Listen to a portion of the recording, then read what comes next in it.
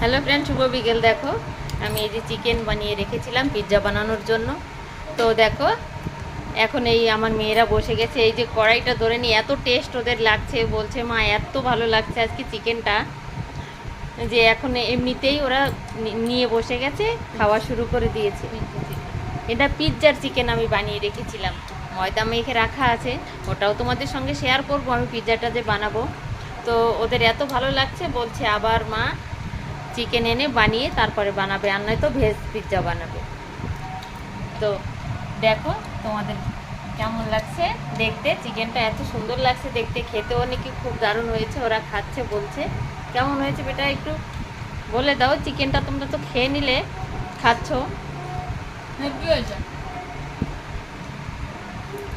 এপাশে একজন বসে আছে, এপাশে একজন বসে আছে, দুইজন দুপাশে বসে চিকেনটা খাচ্ছে। তো তোমার কেমন লাগলো বন্ধুরা আমাদের এরকম নতুন নতুন রেসিপি পেতে?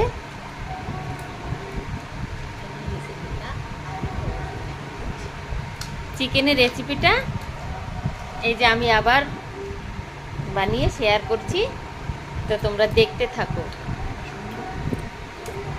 আমাদের সঙ্গে আপনারা থাকুন যে আমি কিভাবে চিকেনটা বানাবো পিৎজা বানানোর জন্য। তো ভালো থাকবে সবাই।